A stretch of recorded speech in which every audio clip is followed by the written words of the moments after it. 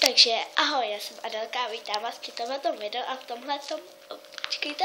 tomhletom videu vám řeknu několik informací, protože to je jedno, pak vám to řeknu. Asi se divíte, proč jsem dělám brejle.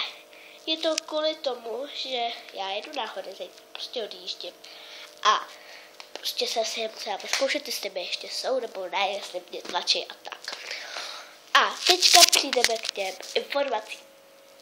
Já už nebudu moc natáčet videa, protože za prvý, prostě jako baví mě to, ale prostě už nebudu tolik natáčet, maximálně tak jedno video za měsíc, takže pokud prostě tak. A ještě jedna informace, že vám natočím video na horách. Každý den vám budu prostě točit a ukážu vám prostě naší chatu. Ale já tam ještě jdu s mamkou, se strejnou a s mojí skoro nevlastní ségrou.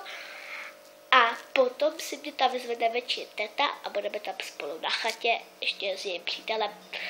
Takže takhle. A já vám vlastně natočím tu chatu, natočím vám jak lyžu a tak. Takže z tohohle videa to je všechno. A budete mi moc chybět. Paka. To je dážďa. Uá.